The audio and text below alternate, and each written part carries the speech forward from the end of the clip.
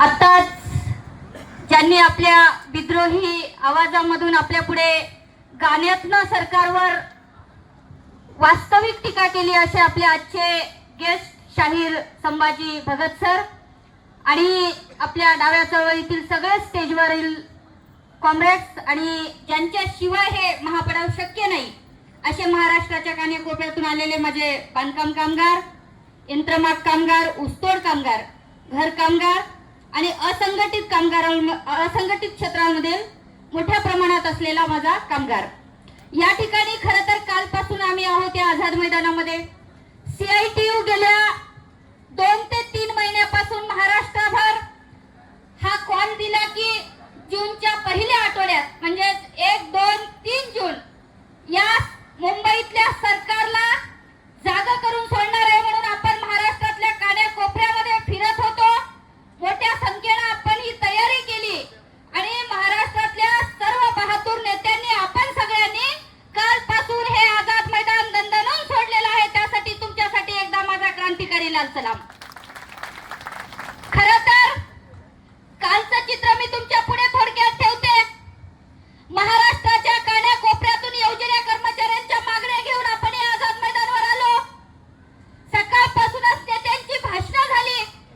सोबतच महाराष्ट्रामध्ये ज्या आरोग्य क्षेत्रात काम करणाऱ्या माझ्या आशा गटप्रवर्तक असतील, अंगणवाडी असतील, शालेय पोषण असेल, अर्धवट स्त्री परिचर असेल किंवा 108 ॲम्ब्युलन्स ड्रायव्हर असेल, या सगळ्यांनी मिळून हे आझाद मैदान दणदणून सोडलं. आणि ही नोटीस आपण महाराष्ट्रातल्या सरकारला 15 दिवस आधी दिली होती की बाबा आम्ही 1 तारखेला आरोग्य खात्यातले प्रश्न घेऊन तुमच्याकडे येतोय.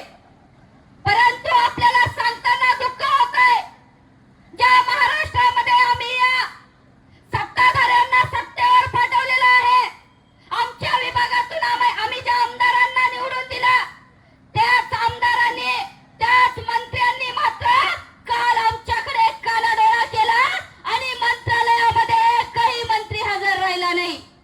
चर्चा कोणाशी झाली? उपसंचालकाशी. अरे उपसंचालक तर तुमचे नौकर आहेत, ते काय आमचे प्रश्न सोडवतील? तुम्ही म्हणलं तसं ते वागतील, नाही तर उद्या त्यांच्यावर घरी बसण्याची वेळ येईल. आमचे प्रश्न सुटले नाही. सरकारला वाटत असेल काल आलेल्या मोठ्या प्रमाणात भगिनी घरी गेल्या, परंतु या ठिकाणी पोलीस दादांना माझी विनंती आहे, हा आवाज तुम्ही मंत्रालयात पाठवा. घरी गेली तरी ती अजून जागी आहे. तुमच्या मानगुटीवर बसण्यासाठी ती परत आझाद मैदानावर येणार आहे. आज आपण बांधकाम कामगार, ऊसतोड कामगार, घरकाम करणाऱ्या माझ्या महिला मोठ्या प्रमाणात आलेल्या आहेत. खरं तर आजूबाजूला अजून सावली बघून खूप मोठ्या प्रमाणात त्या बसल्या. काय मागतोय आम्ही? बांधकाम कामगारांना योजना लागू आहेत, परंतु हजारो कोटी रुपये त्या मंडळामध्ये पडून आहेत. हे सरकार तुम्हाला द्यायला तयार नाही. आपण जर त्या बांधकाम कामगारामध्ये जाऊन चौकशी केली तर मजल्यावर मजली बिल्डिंग असणाऱ्या लोकांना तिथं त्या मंडळातले पैसे तो लाभ मिळतो. आपण कामगारांचे जे आमचे कॉम्रेड कार्यकर्ते जिल्ह्यात ते नोंदणी करण्यासाठी जातात, त्यांच्याकडनं नोंदणी तयार करून घ्यायला तयार नाहीत. ते जो काही कामगार आपल्या मंडळाचे लोक बसले किंवा कामगार कार्यालयात लोक बसल्या, परंतु आमदाराच्या बाजूचे, खासदाराच्या घराजवळचे गट्टेच्या कामगार कार्यालयात पडलेले असतात आणि त्यांची नोंद करून घेतली जाते. काय मागतो आम्ही घरकामगार महिलांना? अरे ती घाम गळते. खरं तर ती त्या देशाची मालकीण आहे. तिच्या घामाचा दाम तिला मिळाला पाहिजे एवढी मागणी करतोय आम्ही. त्यांच्यासाठी सुद्धा मंडळ लागू झालेलं आहे, परंतु लाज वाटते सांगताना ती बाई मेल्यावर तिला 10,000 रुपये भेटते. म्हणजे हा नालायक सरकार आम्ही मरण्याची वाट पाहतोय का? हा सवाल या सरकारला आम्ही विचारला पाहिजे. जिवंत असताना तिला काही नाही, मेल्यावर तिला 10,000 ते माती करण्यासाठी मिळतात. काय मागतोय आम्ही ऊसतोड कामगारांना? जो काम करतो रानात, पेटची परिस्थिती आपल्याला माहिती आहे. कोणत्या परिस्थितीत तिथल्या महिला काम करतात, तशी महाराष्ट्रातलीच परिस्थिती गंभीर आहे. त्यांना न्याय मागतो, त्यांच्यासाठी मंडळ मागतो. त्या मंडळात तुम्ही आर्थिक योगदान करा हे मागतो, परंतु त्याच्यासाठी सरकारला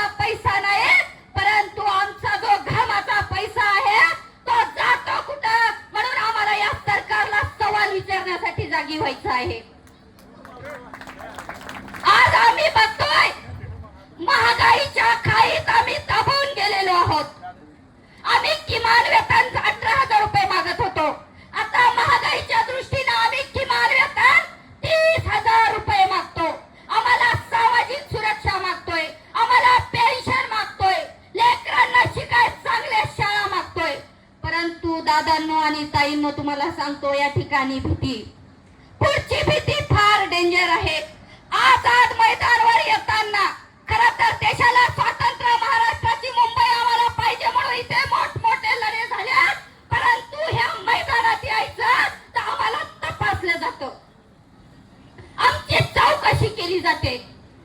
हा देश आमच्या बापाचा आहे, हा देश कामगारांचा आहे, हा देश शेतकऱ्यांचा आहे, हा देश कष्टकऱ्यांचा आहे, परंतु मुठभर बसलेले हे भाडकाऊ आहेत, स्वतःचा देश आहे म्हणून म्हणायला तयार आहेत, संविधान बदलण्याच्या भाषा करत आहेत. आम्ही संविधान बदलू देणार नाही साहेब, हा इशारा आम्हाला आजीत द्यायचा आहे. जे संविधानात आमचे रक्षण करू शकते म्हणून महामानव डॉक्टर बाबासाहेब आंबेडकरांनी 29 कायदे लिहिले, आम्हाला कोरोनामध्ये टाळ्या वाजवायला लावल्या, आम्हाला घंट्या वाजवायला लावल्या, आम्हाला दिवे वाजवायला लावायला लावल्या, आणि नरेंद्र, देवेंद्र आणि अमित शहाच्या सरकारने काय केलं, आमचे सगळे कायदे बदलून टाकले आणि त्या कायद्याचं रूपांतर 4 श्रमसंहितेमध्ये केलेलं आहे. आता तुम्ही हुशार आहात, 4 श्रमसंहितेबद्दल CITU गेल्या 4 वर्षापासून तुमच्या पुढे मांडते आहे. ते 4 श्रमसंहिता जर लागू झाल्या तर तुम्ही आझाद मैदानावर काय हो हातात झेंडा घेऊ शकत नाही, इतक्या गंभीर ते श्रमसंहिता आहेत. महाराष्ट्र सरकारने काय केलेलं आहे, जन सुरक्षा विधेयक लागू केलेलं आहे. आम्ही सवाल विचारला या सरकारला की तुम्ही जन सुरक्षा विधेयक का लागू करताय साहेब, त्यांनी सांगितलं नक्षल अर्पण खतर करण्याच्या नावाने आम्ही जन सुरक्षा विधेयक लागू करतो. त्याच्यासाठी तर कायदे आपोआप ऑलरेडी आहेत साहेब, मग कशाला लागतं. तर तुम्हाला आता उघडा डोळे बघा नीट म्हणण्याची वेळ आलेली आहे. उघडा डोळे बघा नीट.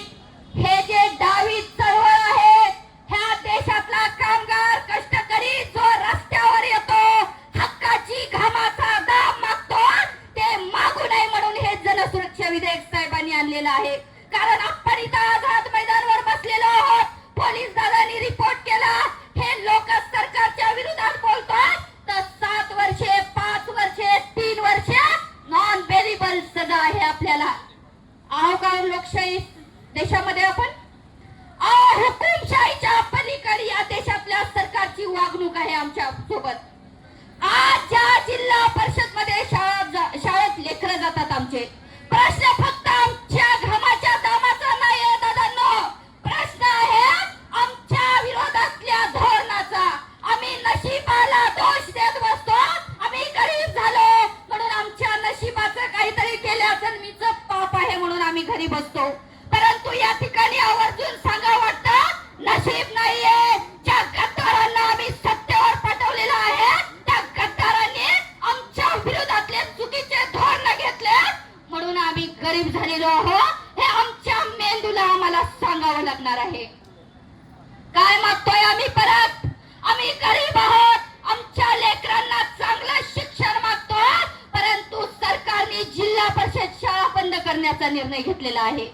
काय होईल जिल्हा परिषद शाळा बंद झाल्यावर, खूप भयान परिस्थिती आहे. आम्ही 4-5 वर्षापूर्वी ही परिस्थिती सांगत होतो तर लोक हसत होते तुम्हाला सांगतो, परंतु आता लोक म्हणतात ताई तुम्ही तेव्हा सांगत होत्या ते आता आम्ही प्रत्यक्षात पाहतोय. येत्या काळातली भीती सुद्धा सांगतोय, जिल्हा परिषद बंद झाल्या तर आमचे लेकरं प्रायव्हेट शाळेमध्ये जाऊ शकत नाहीत आणि आमचे लेकरं शिकू नाही म्हणून या सरकारचा पुढच्या 20 वर्षाचा प्लॅन आहे तुम्हाला सांगतोय. कारण जिल्हा परिषद मध्ये कोणाचं लेकरू जातं, मी सांगते तुम्हाला, एका जिल्हा परिषदचं सुद्धा लेकरू, सदस्याचं लेकरू जिल्हा परिषद मध्ये जात नाही. इंग्लिश मीडियमला जातात त्यांची लेकरं. आमदाराचं लेकरू जिल्हा परिषद मध्ये जात नाही, कोणत्या खासदाराचं लेकरू जिल्हा परिषद मध्ये जात नाहीत. जिल्हा परिषद मध्ये जातात ते लेकरं आमच्या कामगारांचे, आमच्या शेतकऱ्यांचे, आमच्या शेतमजुरांचे. परंतु तुमचे लेकरं शिकले नाही पाहिजे, ते सरकारला सवाल विचारला नाही पाहिजे म्हणून या सरकारने चांगला बंदोबस्त करून जिल्हा परिषद बंद करण्याचा निर्णय घेतलेला आहे. त्या विरोधात सुद्धा आम्हाला पेटून उठावं लागणार नाही आहे. आमच्या लेकरांना आम्ही 12वी 15वी शिकवलेलं आहे का नोकरी, आम्ही सवाल केला पाहिजे. आमच्या घराचे तरुण लेकरू आहे, आज गळफास घेतो आणि मरतो.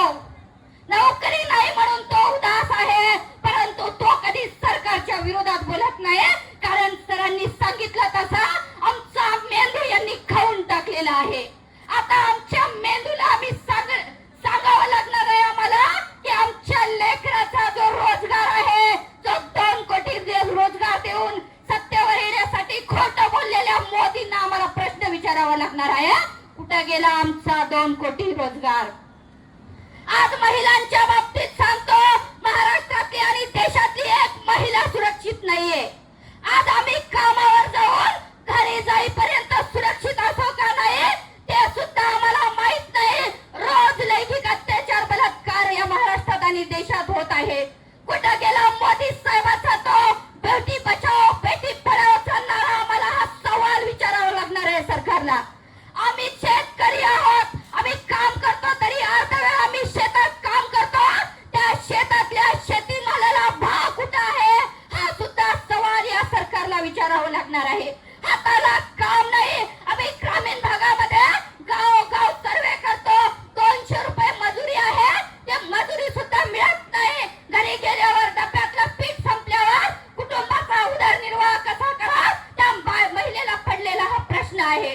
म्हणून प्रश्न एक नाही, आम्ही गरीब लोक सरकारला दोष देतो, परंतु राजकारण मात्र आमचं नाही असं सांगतो. आम्हाला आता ठणकावून आमच्या मेंदूला जागा करावं लागणार आहे. राजकारणाचा आणि आमचा जवळचा संबंध आहे. आम्हाला राजकारण समजून घ्यावं लागणार आहे, कारण आम्ही भिकारी झालेलो आहोत या सरकारच्या धोरणामुळे. म्हणून हे धोरण बदलण्यासाठी सुद्धा आम्हाला आमच्या विचाराचे लोक या मुंबईत आणि दिल्लीत पाठवावं लागणार आहे. आम्ही ज्या जिल्हा परिषद सदस्यापासून आमदार आणि खासदारांना निवडून देतो, आज तुमच्या भागातले आमदार इथंच आहेत. प्रत्येक आमदाराचं घर या मुंबईत आहे, परंतु त्यांना माहित आहे आज तुमचा मोर्चा इथं आहे. कोणाचा फोन आला का तुमच्या भागातल्या आमदाराचा की दादाबाई तू कशी आली मुंबईत, तुझे काय प्रश्न आहेत ते मला सांग, मी सोडवतो? आला का? आला का? जरा हात वर करा. कोणाला आहेत का नाही? मग गद्दार आमदार आम्हाला ते समजून घ्यावं लागणार आहे. ज्यांना आम्ही निवडून या मंत्रालयात मुंबईत पाठवतो, ज्यांना आम्ही दिल्लीत पाठवतो, त्यांना आमच्या प्रश्नाशी काही घेणं देणं नाही. निवडून आल्यावर माहितीये त्यांना माझं गावातलं घर शहरात कसं होईल, शहरातलं घर मुंबईत कसं होईल आणि मुंबईतलं घर दिल्लीत कसं होईल. म्हणून आमचा आणि राजकारणाचा जवळचा संबंध आहे. या राजकारणाने आम्हाला भिकेला लावलेला आहे, आमच्या नशिबाने नाही, हे समजावून सांगावं लागणार आहे. आणि उद्या सुद्धा हा मोर्चा आहे, आम्ही सोडणार नाही. पोलीस दलाच्या मार्फत मी विनंती करतोय की आपण निरोप द्या. आज आमचं शिष्टमंडळ